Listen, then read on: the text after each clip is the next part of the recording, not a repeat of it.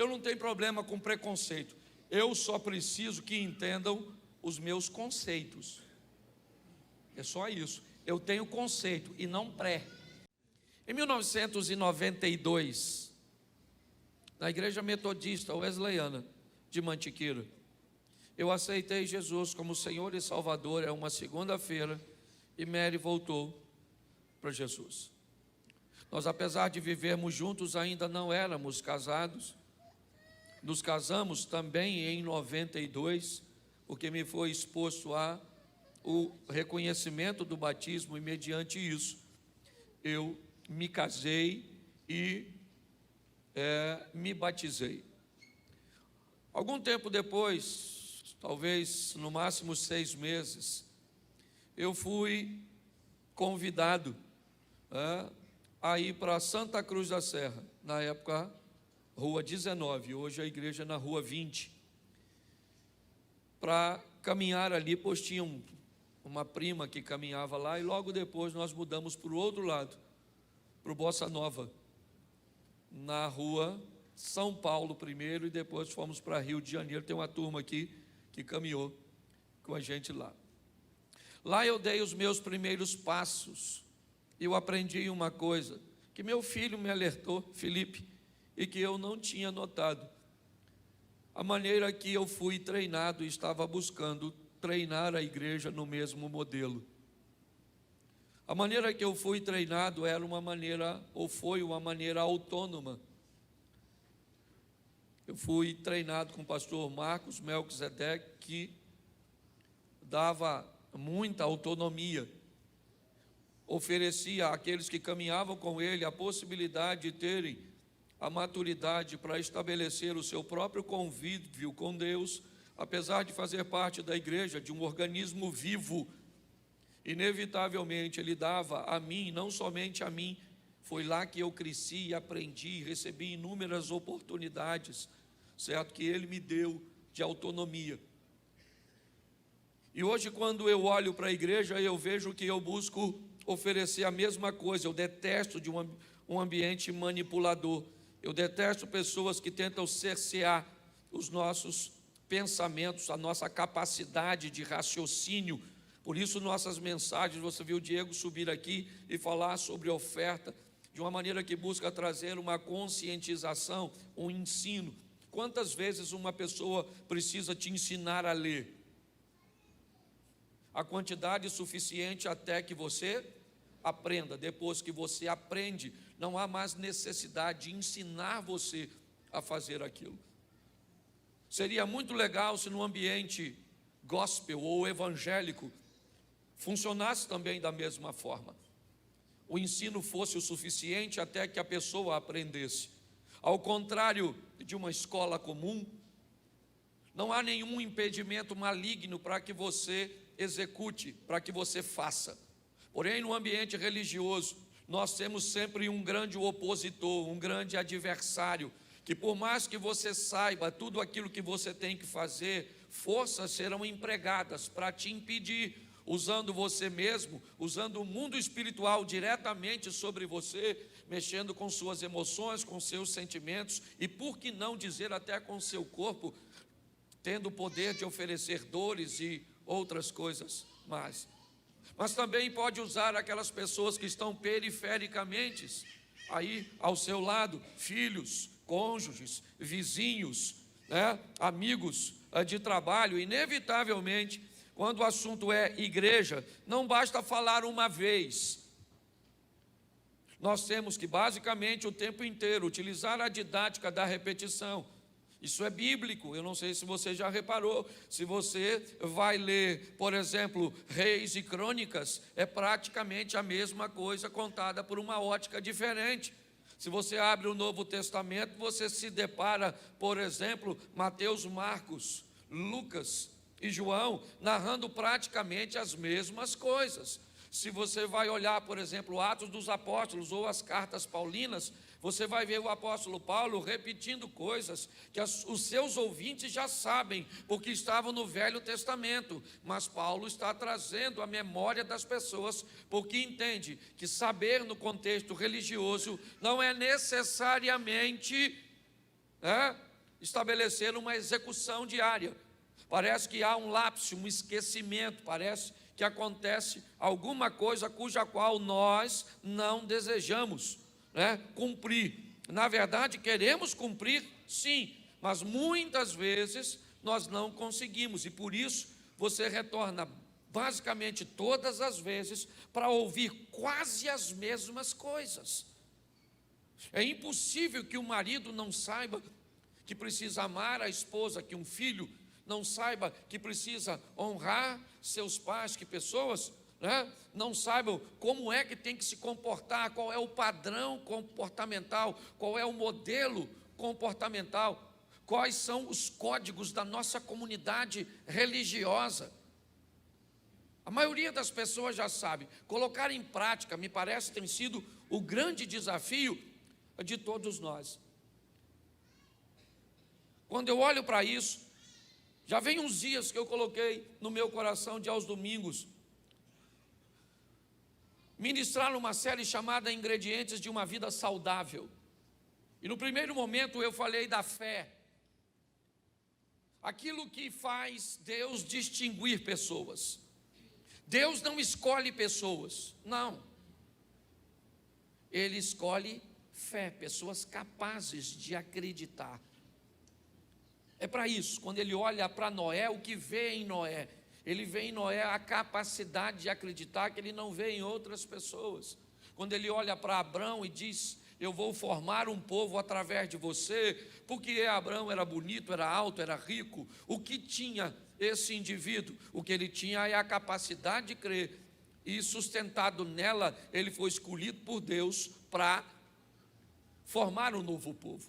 Uma das maneiras que nós precisamos entender para viver na nossa vida debaixo de milagres é estreitar o nosso relacionamento para com Deus, e ele é feito através da fé. Sem fé é impossível agradar a Deus. A fé torna possível, não executável, ok?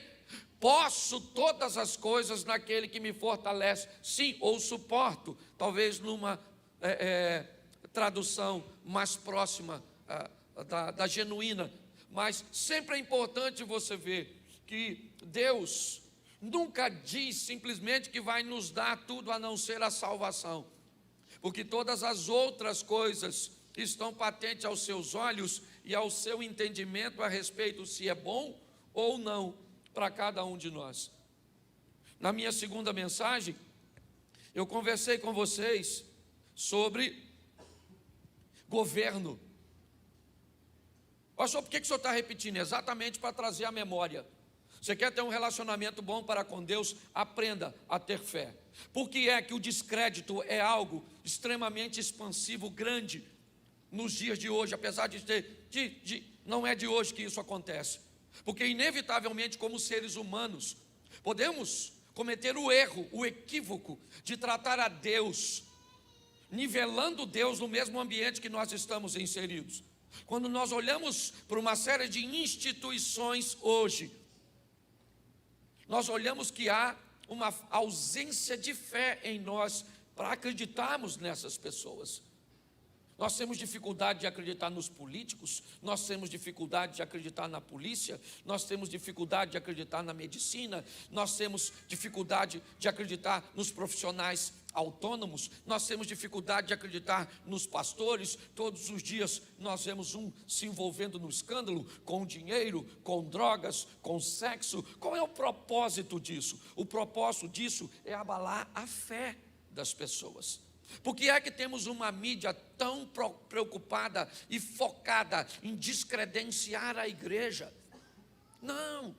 Se você pensa que é por causa de uma visão, que a igreja é bolsonarista, que não, isso é conversa fiada.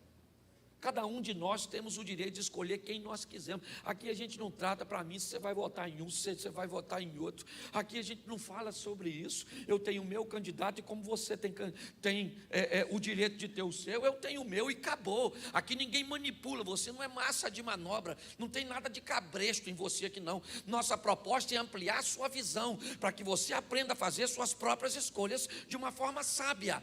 Porque suas escolhas... Perdão, traz água por favor para mim. Inevitavelmente, suas escolhas, elas refletem a pavimentação do futuro. Tudo aquilo que você faz, inevitavelmente, você vai ter que se encontrar. Suas ações, na verdade, me parece funcionar como bumerangues. Aquilo que você inevitavelmente arremessa, mas num determinado momento volta para a sua mão. É assim que funciona. Por isso, o meu propósito de falar de fé, porque nós estamos vivendo num ambiente, você sabe, uma das coisas que mais destrói casamento, ausência de fé. Não é, pastor, fé em Deus? Não, fé que o indivíduo que vive com você pode mudar. A maioria dos casais que vêm falar comigo e quer separar, eles não acreditam mais que o marido mude, que a esposa mude, que o outro mude. Por quê? Porque não mudou faz tanto tempo, já prometeu tantas vezes, que a credibilidade, quando a credibilidade é comprometida, inevitavelmente a ausência de fé se instala. Na minha segunda mensagem eu falei sobre o governo, pessoas desgovernadas, pessoas que não conseguem governar seus desejos por compra, por comida, por sexo, por nada, por celular, nada. Não consegue. Há um tempo atrás eu levei uma pessoa no sítio, eu tenho um sítiozinho ali pequenininho, levei uma pessoa para lá, 40 minutos depois, a menina estava tremendo. Falei, o que houve? Não, me leva daqui, me leva daqui, me leva daqui, aqui não tem sinal de celular não? Eu falei, não, então me leva. Ela estava tendo um surto, porque não tinha. E eu falei de gente tão desgovernada, desgoverna a sua língua, desgoverna tudo. Não presta atenção no que, não tem governo de nada. E a Bíblia diz que o homem foi criado para quê? Para quê? Para governar. Está lá no Gênesis, depois você lê, está no primeiro livro, não dá nem tanto trabalho. Tudo que eu estou falando, você é capaz de aprender lendo um capítulo da Bíblia, Gênesis 1, fé e governo, sol para governar dia, lua para governar noite. O que a Bíblia está dizendo? Se está de dia, se está bom, se favorável, governe. Se está escuro, se está inóspito, desagradável, governe. Porque a maioria das pessoas se lasca com a perca de governo. Perde o governo da língua, fala o que não deve, faz o que não deve. E aí depois, o Senhor me perdoe, ele diz, eu perdoo, ruim vai ser sua mulher. Ontem, por exemplo, eu fui num evento, tinha quase 8.000 mulheres. Pensa num troço desse. Nem sei se eu posso chamar aquilo de evento. Obrigado. 8.000 mulheres. No final eu fui orar por algumas. Uma se aproximou de mim e me disse, pastor, me ajuda, eu matei meu marido. E eu fui absolvida, porque a justiça entendeu que eu matei meu marido em legítima defesa. Minhas filhas me perdoaram porque elas acompanharam o processo e sabem que foi em legítima defesa. Na verdade, eu nem queria matá-lo. Mas eu não consigo me perdoar. Eu não consigo perdoar. Aquela imagem não sai da minha mente. Aliás, eu estou contando essa história para vocês para pedir oração para algumas pessoas. Uma me procurou e disse, pastor, eu estou nesse evento, meu marido tentou me matar essa semana, e eu vim para cá, e ele já me mandou a mensagem que assim que eu voltar para casa, ele vai me matar. Ela disse, eu já denunciei, mas eu não tenho proteção. Então, inevitavelmente, e eu vi o sofrimento dessas pessoas. É só por isso, eu devia ter falado isso antes, mas coloquei na mensagem, para que vocês me ajudem em oração. Eu vou colocar até depois do nosso grupo, ok? De oração da igreja, para que...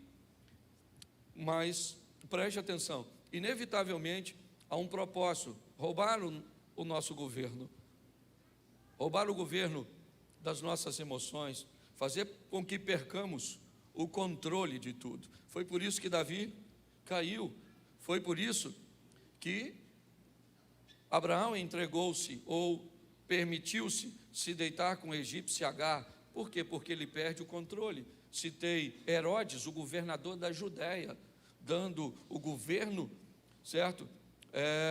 Da Judéia na mão de Salomé, uma menina dançarina. Isso é praticamente uma loucura. Me pede até a metade do meu reino, Salomé, que eu te dou. Naquele momento, é como se Herodes saísse do trono de governo e botasse uma menina para governar.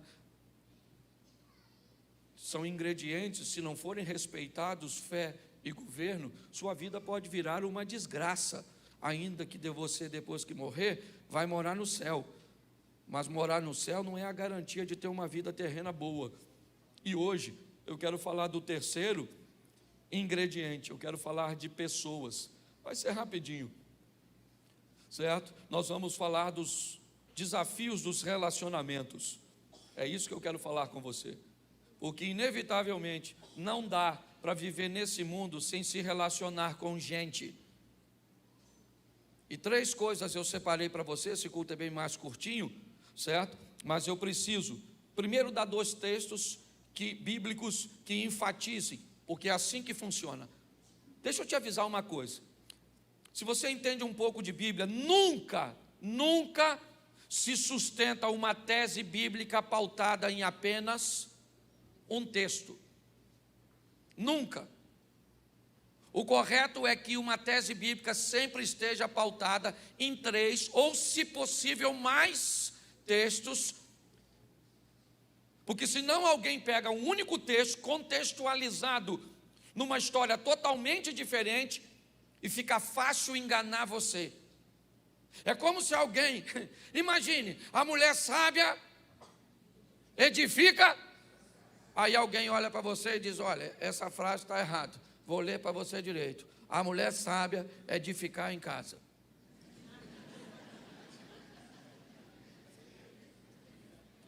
Mas está escrito aí, está aqui, ó, edificar em casa.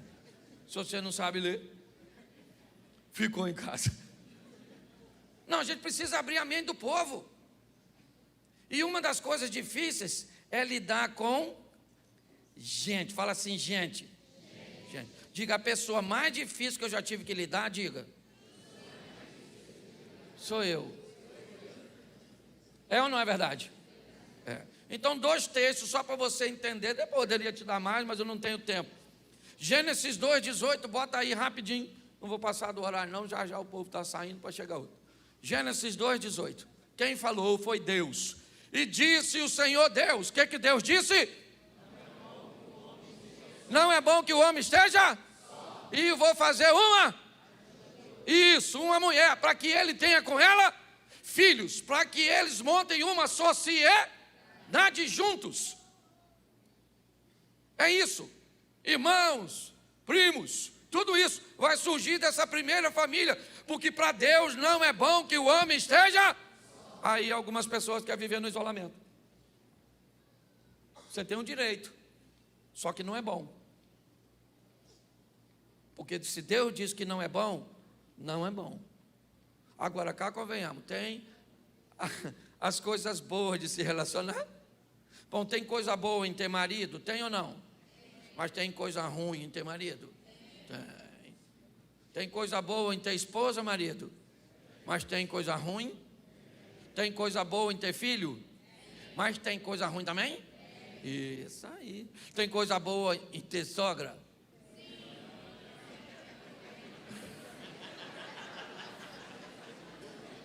Tem coisa boa em ter cunhado?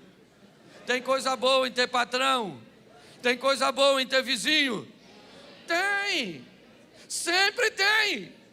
Mas também tem coisas ruins. Falar de sogra é sempre um negócio extraordinário. Mexe na cobra, o veneno parece que já espirra. Certo? Alguém me perguntou esse dia: você não gosta de sogra?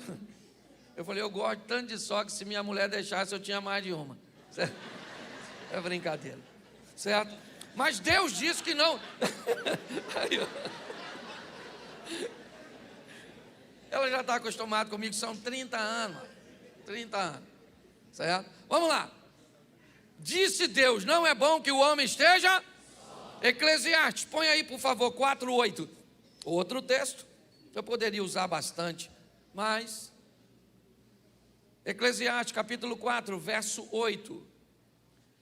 Há um que é só e não tem segundo, ou não tem alguém. Sim, ele não tem filho e nem irmã, e contudo, de todo o seu trabalho não há fim, nem os seus olhos se fartam de riquezas. E ele não diz: para quem trabalho eu, privando a minha alma do bem?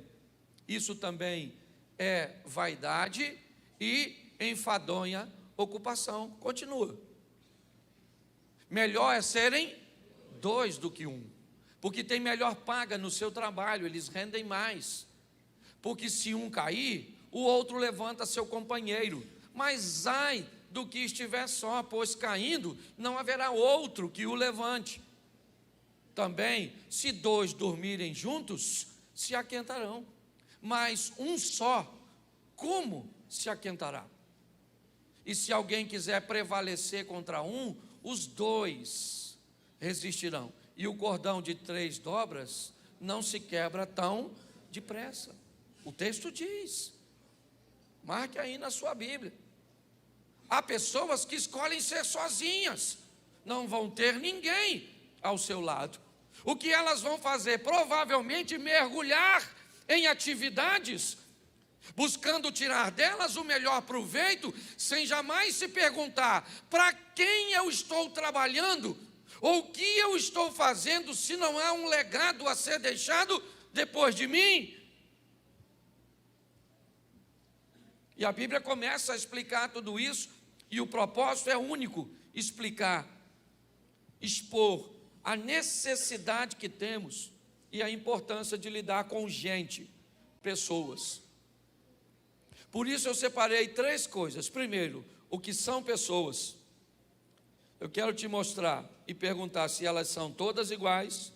E por último, eu vou te mostrar o que nos aproxima e o que nos distancia. É rapidinho, parece muita coisa, mas não é não. O que são pessoas? Bota o texto, eu quero o texto para o povo ler. 1 Tessalonicenses, capítulo 5, verso 23. 1 Tessalonicenses 5, me ajuda aí, irmão, que hoje eu vou precisar bastante de texto, tá bom?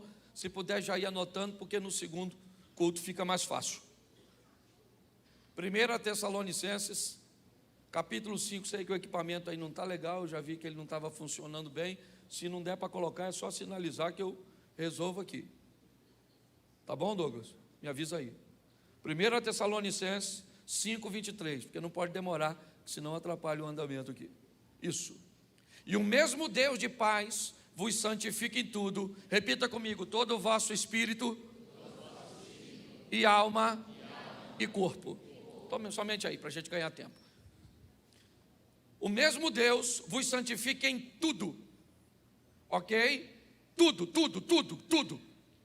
Totalidade. E o que é o tudo aqui? O ser humano. E tudo do ser humano se resume numa das suas semelhanças para com Deus. Qual é, pastor? A Trindade. Façamos o homem à nossa imagem e à nossa semelhança. A semelhança não era física, lógico. Uma das semelhanças nossas para com Deus é o poder de criatividade que herdamos dele, é verdade. Mas uma das semelhanças mais claras é a Trindade. Assim como ele é Pai, Filho e Espírito Santo, nós somos corpo, alma e espírito. E aí eu quero mostrar a você que se pessoas são corpo, alma e espírito, ela tem 3 necessidades. E quando você tiver um problema com pessoas, quando você quiser investir em pessoas, defina quais das 3 áreas fará seu investimento, ou você irá analisar para resolver uma questão. Pessoas vão ter problemas em áreas físicas, materiais, corpo, terão problemas em áreas emocionais, alma, e terão problemas em áreas espirituais, espírito. Então eu vou te mostrar e você faz a sua leitura do texto bíblico para mim, por favor. Gênesis, capítulo 30, ou capítulo 25, verso 30. Coloca para mim. Se é corpo, alma e espírito, me ajude a entender isso aí. Gênesis 25, 30. E disse Esaú a Jacó: deixa-me, peço, comer desse guisado vermelho, porque estou cansado. E por isso chamou o seu nome Edom. Nós olhamos para uma necessidade de um camarada que vai se enfiar numa das maiores enrascadas da sua vida. E o que Esaú tem? Uma necessidade física, emocional ou espiritual? Faz a leitura para mim. Física por quê? Porque ele tem? E quando tem fome, perde o governo, vende sua primogenitura para seu irmão. Uma queda estabelecida por uma necessidade material. Olha o prejuízo que esse cara, se conseguisse o controle, ele está em casa, ele tem mãe, ele tem uma série de coisas que poderia recorrer, mas ele olha para a comida e sua fome fez com que ele jogasse tudo fora. Por quê? Porque pessoas fazem besteiras quando têm necessidades extremas, materiais, pegam dinheiro a 30, 40, 50, 100% de juro, porque têm necessidades, fazem coisas extraordinárias e acabam se prejudicando. Dá uma olhadinha para mim, Atos dos Apóstolos, capítulo 4, verso 34. Isso, 4:34. Isso.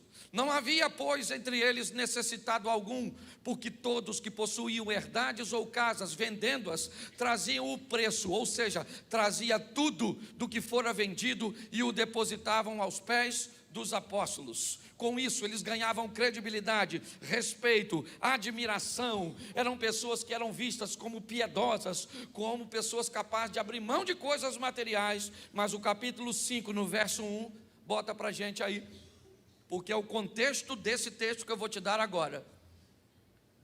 5:1. Isso. Mas certo varão chamado Ananias, com Safira, sua mulher, vendeu uma propriedade e reteve parte do preço. Lembra no capítulo 4? Quem vendia entregava o quê? Entregava o quê? Mas ele vendeu e entregou parte do... Mas disse que entregou? Disse que entregou? Mas entregou? Mas ele disse que entregou? E por que ele disse que entregou tudo? Porque ele queria se parecer com gente que fazia coisas que ele não tinha coragem de fazer. Esse camarada tem uma necessidade material, sim ou não? Sim ou não? Não. Ele tem uma necessidade emocional. O que ele quer é se parecer. O que ele quer é que as suas emoções sejam satisfeitas com admiração. Ele quer ser ovacionado, ele quer ser respeitado, ele quer ser visto da maneira que os outros é visto. Sabe o que acontece com ele e a mulher dele por uma necessidade emocional? Os dois morrem perante Pedro, que disse exatamente o seguinte: Ananias, por que você veio aqui contando mentiras? A propriedade não era sua, cara. Vendendo você ficava com o dinheiro todo, ficava para você. Ou então vinha aqui e dizia: olha gente, eu vendi por 50 mil, mas eu só vou dar 25, porque eu estou precisando do restante. Beleza, ninguém está te pedindo nada.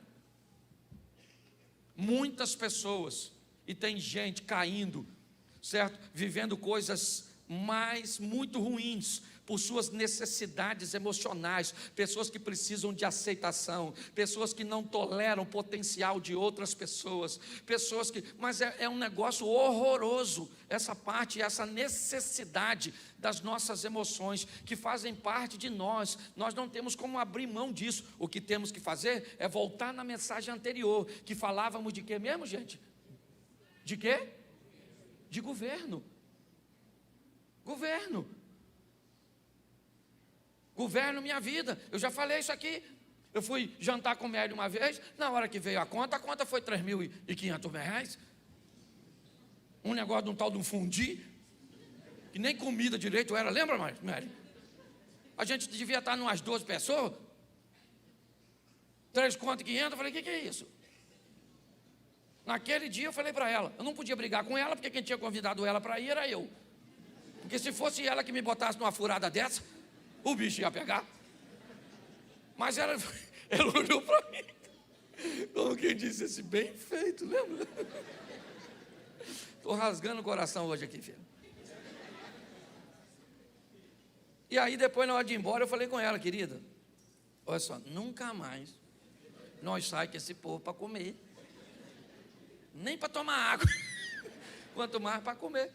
Você tem que aprender a se controlar a necessidade. Só que preste atenção, ela é só gente da alta, né, Jane? Nossa, eu me senti importantíssimo. Mas custou.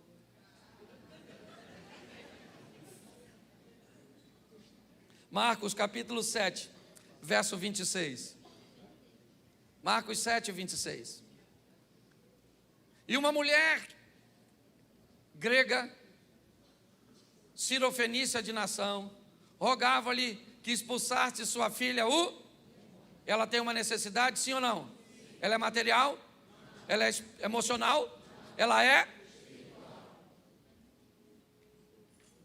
Dá para você entender? Gente tem necessidade material, emocional. Quando sua mulher der um chilique, ou seu marido, porque o homem também dá chilique, sim ou não? E hoje dá até mais do que mulher. Pergunta, não pergunta audível não, pergunta aqui, quem está aí? Essa necessidade vem do corpo, da alma ou do espírito? Porque tem gente querendo resolver coisa espiritual com dinheiro. Não resolve. Coisa material com oração. Ah, meu filho, você precisa de uma calça para você sair, vem cá, menino, eu vou orar por você. Senhor, faz esse menino ficar satisfeito com esse short. É loucura. E tem gente que acha que doido sou eu. Oh, meu Deus. Então fala assim, eu sou um corpo com alma e com espírito. Louvado seja Deus. Posso ouvir um amém? Amém. Todas as pessoas são iguais, sim ou não? Sim e não. Sim, por exemplo, todas as pessoas, a nível de regra, têm 2 braços? Sim. Uma cabeça só? Sim. 2 olhos? Sim. Isso. Tem cauda? Chifre? Não, para de bobeira, estou falando sério. Engraçadinho. Para de bobeira. Agora sim. Né? Quando eu não brinco com vocês, vocês brincam comigo, né? Tá certo? Tem pena? Não. Então, no que diz respeito à parte física, vamos tratar assim de uma forma... Todos nós temos corpo, alma e espírito. Então, todos nós somos filhos de Deus. Então, que beleza. Somos iguais. Porém, são muito diferentes. Você tem 3 filhos, um de um jeito, o outro do outro e o outro do outro. Tem um filho seu que fala com 6 meses. 6 meses de nascido, o menino já está falando. Normalmente é feio. Anda rápido. Criança feia tem que fazer tudo rapidinho. Criança bonita leva 2 anos para andar, porque todo mundo só pega no colo. Né? Né, Zia? É. O Zia andou mais ou menos com 10 meses. É. E falou antes de andar. Mas você consegue entender? Ele é meu irmão aqui, por isso que eu posso brincar, viu? A gente é parceirão. Ok? Então presta atenção, nós somos muito diferentes. E aí está a beleza, eu já expliquei aqui. E a vida faz isso, gente. Eu tenho falado o tempo inteiro e já falei, eu repito para o povo gravar. O que a vida faz? Pega um proativo e coloca do lado de um lerdo. Trabalha junto. A mulher proativa, o marido. E o que a vida está falando para os dois? Aprenda um com o outro. Um administra dinheiro, o outro sabe trabalhar, mas não administra nada. Então vai um administrador e um trabalhador. Aí o trabalhador implica com o administrador. E o administrador implica com o trabalhador. É para trabalhar junto. O proativo do lado do lerdo é maravilhoso. O proativo fala, vamos embora, rapaz, vamos embora, bora. E o Lerdo fala, calma. O mundo vai acabar hoje não, não é? A voz do Lerdo. Ai. Vou te matar, rapaz. Você está rindo, mas é sério. O que o Lerdo está transmitindo para o proativo? Calma, cara. Não precisa correr assim não. Vida passa muito rápido, vamos aproveitar. Desacelera. Sua pressão vai aumentar, isso vai te dar uma gastrite, uma úlcera. Você vai infartar. Mas o que o proativo está falando para o Lerdo? Lesma, acelera um pouquinho, que ninguém aguenta. Também não precisa ir arrastando. Isso é que é maravilhoso, porque pessoas são de fé. Tem gente que se você não explicar, desenhar, não aprende. Tem gente que se você tentar falar tudo, já foi embora, porque já entendeu.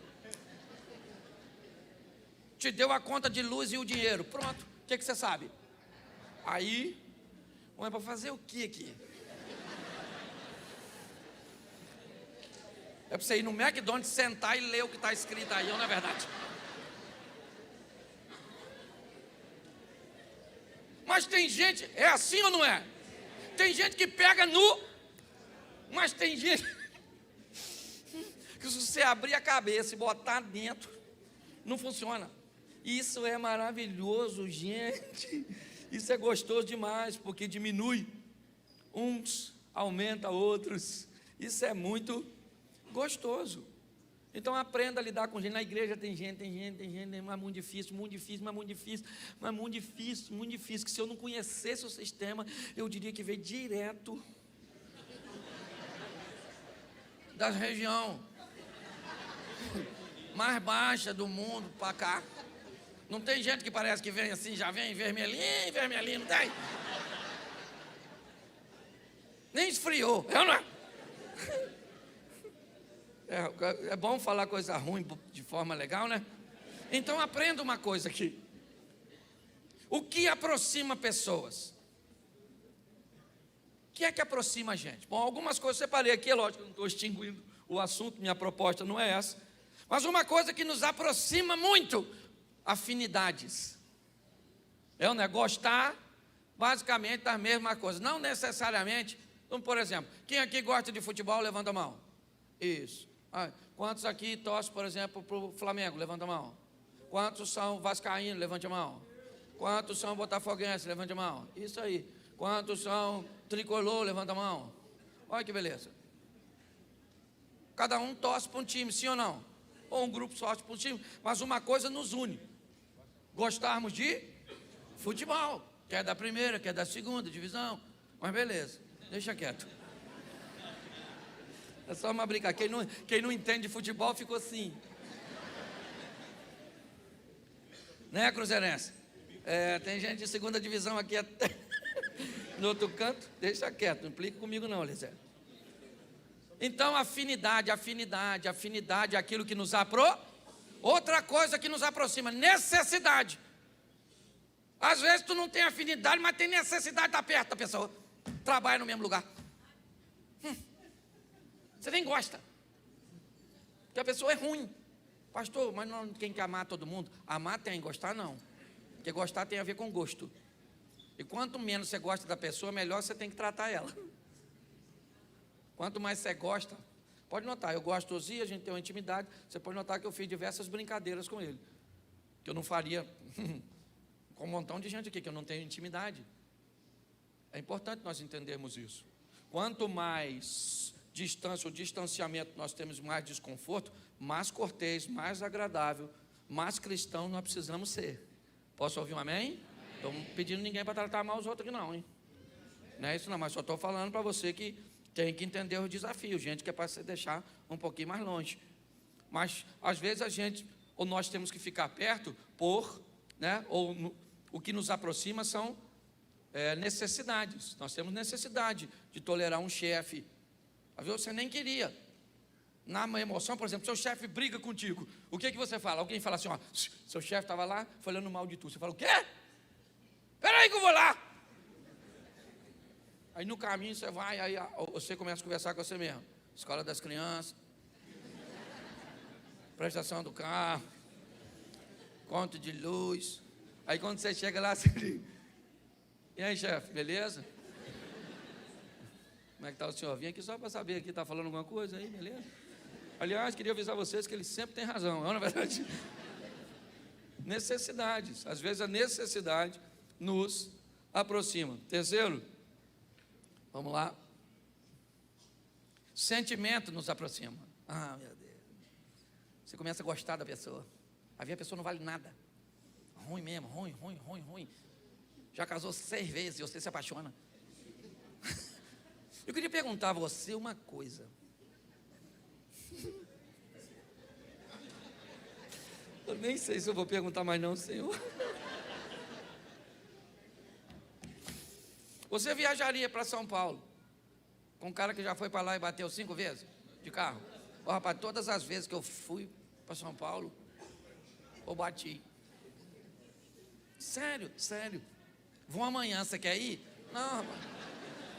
Não tem nada para fazer, não. Ó, já falar para você, eu já casei 5 vezes, quer? Quero não, dona. Ah, mas eu sou gostosona. Dane-se. Dane-se. Eu não consigo entender. Aí o pessoal fala: nossa, pastor, o senhor é doido, brincalhão. Gente, um camarada desse que bateu 5 vezes que foi para São Paulo, ele pode o quê? Ele pode jogar um futebol comigo. Tem coisa que ele pode fazer. Dirigir. Aí a pessoa vem e fala comigo. Minha filha, pastor, estou numa luta com o meu casamento. Nossa, sério, poxa, que não. Casada há quantos anos? 3. Primeiro casamento? Não. Ah, não? Não. O seu, esse é o 3º. E o dele é o 4º. Por isso não é casamento, isso aí é UFC. A pergunta certa não é se vai dar certo ou não, é só quando vai dar errado, que a gente já sabe que a via de regra é isso que vai acontecer. Mas sentimento nos aproxima. Às vezes é um sentimento de amizade que você nutre pela pessoa. E eu aprendi que o amigo, quando o cara é seu amigo, ele não tem defeito, mas se não é, normalmente você é até capaz de colocar. Amor, você é capaz de se apaixonar, de se aproximar de uma pessoa, porque amor, sentimentos nos aproximam, necessidade nos aproximam, afinidade nos aproximam. E outra coisa que nos aproxima muito: parentesco. Irmão, não... veio junto, mesma embalagem fez. Então você vai ter que conviver com tudo isso. Agora, o que nos distancia? E eu termino aqui. Primeira coisa que mais distancia pessoas, repita comigo: mal entendido. A maioria das coisas que distanciam pessoas é mal entendido. Um falou um troço que o outro não entendeu direito. Um falou algo para um que falou para outro que chegou em tu. E quando chegou em tu, pode ter deformado no caminho. Certo? A maior distância entre as pessoas sempre será o mal entendido. Isso afasta pessoas. Aqui na igreja mesmo tem gente extraordinária. Eu lido com um montão de gente que não consegue lidar entre si, por maus entendidos. Um falou, o outro disse, que o outro disse, que não sei o quê, que um disse, que o outro falou, que o outro viu, que o outro viu. E se você procurar a prova, não existe. É só um que diz que teve uma sombra que passou, que escutou um negócio que foi mais ou menos assim, e que não sei o quê, mas você viu? Não, eu não vi. Quem viu foi o fulano, mas eu acho que ele até já morreu, porque eu não lembro nem o nome de quem viu. E eu fico nesse fogo cruzado, tendo que apagar incêndio que eu não sei nem onde começou. Então é difícil lidar com gente, pessoas, ingredientes necessários, porém precisamos de habilidade. Outra coisa que distancia a gente: resultado. Pensa num troço que distancia. Quando alguém tem um resultado melhor que o seu. Já diz o Caim com Abel. Ah, tá vendo? Que não gosta daquele não. Ó, anda naquele carro novo, aí acha que é melhor que os outros. Olha lá, emagreceu, agora está se achando. Ó, e o peso que ela perdeu, eu achei. Olha como é que é metidinho, olha com o nariz empinadinho, ó. Mas está de cabeça baixa, mas com o nariz em pé. Pronto. Porque resultado, gente, pensa num troço desafiador quando alguém aparece num ambiente que você gostaria de aparecer, faz alguma coisa que você gostaria de fazer, você vai ter que lidar com isso, em qualquer lugar. Estou te apresentando para a igreja, mas isso distancia pessoas, em qualquer lugar, mal entendido, em qualquer lugar separa pessoas, no ambiente corporativo, no ambiente religioso, no ambiente familiar, seja onde for. Resultados, outra coisa, temperamento, separa a gente demais da conta, porque umas pessoas reagem de um jeito, outras reagem de um outro. Às vezes você pode dizer a mesma palavra, por exemplo, você é casado com alguém. Vou te falar uma coisa. No mundo animal, a hiena tem um dos sucos gástricos mais poderosos do reino animal. Talvez dos mamíferos não tenha igual. No seu estômago ela é capaz de digerir com seu suco gástrico cascos, chifres, couros. Por exemplo, a de búfalos, que até para entrar um tiro, às vezes é difícil, dependendo do calibre da arma. Mas ela digere. Pastor, por que o senhor está dizendo isso? Porque me parece que pessoas têm seus sucos gástricos emocionais. Gente, algumas pessoas têm capacidade de digerir fatos, acontecimentos, de ter preferências. Uma vez eu estava em casa com Mary, e aí precisou do meu carro, da minha picape, para resolver alguma coisa. E quando eu cheguei, ela tinha emprestado o carro, a picape, a minha picape, para resolver alguma coisa. E eu cheguei, como eu precisava da picape, eu olhei para ela e estava nervoso, e disse para ela: você gostaria que eu emprestasse seu carro? Ela disse: não, mas eu ligo, você não. E ela não falou mentira. O que me deixou naquele momento, talvez um pouco desconfortável, foi porque eu precisava do carro, mas eu não ligo. Então, se eu não ligo, ela pode emprestar meu carro, mas eu não posso emprestar o dela. Porque tem coisas que eu não ligo, mas ela liga, e vice-versa.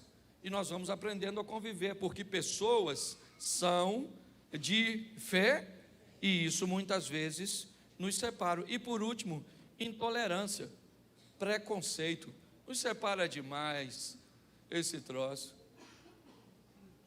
É um troço terrível. Eu estabelecer um preconceito porque você tem a pele mais escura do que a minha. Eu vou estabelecer um preconceito porque você é uma mulher e eu sou um homem. Eu vou estabelecer um preconceito porque você é um homossexual e eu sou um hétero. Você é rico e eu sou pobre. Há uma miséria na mente das pessoas chamada preconceito. Essa é a grande realidade.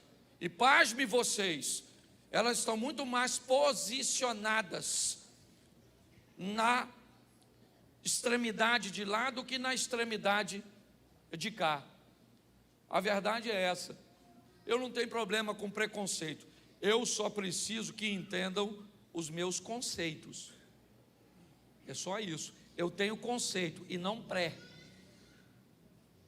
Nós temos uma visão e caminhamos nela. Eu negocio com você meu carro, quer comprar? Eu te vendo. Eu negocio com você minha casa, quer comprar? Eu te vendo. Eu negocio com você meu relógio, quer comprar? Eu te vendo. Agora, eu não posso negociar, por exemplo, princípios que não são meus, são de Deus. Como é que eu vou negociar? Se Deus diz que não pode, não pode. Mas o senhor não pode abrir, eu não posso abrir, porque não é meu, é dele. Eu não posso negociar. Ah, pastor, mas o senhor não acha o mundo moderno, um casal de namorado que já namora firme pode fazer sexo? Não pode, querido. Nossa, mas é um absurdo. Então vá para uma igreja que aceite. Eu não sou contra quem aceita, mas aqui nós temos princípios. É só isso. E nós não vamos negociar aquilo que não é nosso, que é de Deus.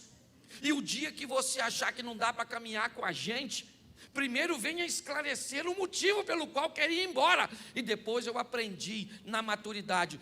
Todos os dias tem gente chegando e todos os dias tem gente indo embora. Então, para quem chega, eu abro os braços. Para quem vai, eu aceno. Mas a minha vida tem que continuar e a sua também. É assim que funciona. Agora, não existe protocolo na sua casa? Existe, porque a casa é sua. Na sua casa entra bebida alcoólica? Na sua casa entra filme pornográfico? Por quê? Porque o protocolo da sua casa é determinado por você. Nós precisamos colocar esses ingredientes. E hoje aqui eu encerro falando nesse ambiente de pessoas, que não dá para mim extinguir o assunto em 45 minutos.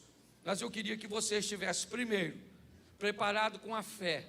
Segundo, governasse, principalmente a você mesmo. 1000 cairão ao teu, 10.000 à tua. Sabe por quê? Porque você não tem o controle daquilo que acontece ao seu redor. Mas quando chega em você, mas você não será, porque você pode ter o governo de si mesmo. O que a Bíblia está dizendo é que ao seu redor pessoas caem. Por quê que elas caem? E você não cai. Não porque eu sou melhor do que ela, não. O que a Bíblia está querendo dizer é que 1000 caem do teu lado, 10.000 à tua direita, mas o seu governo, a sua fé, te mantém de... É isso. Você não pode controlar a periferia, mas você pode controlar o centro.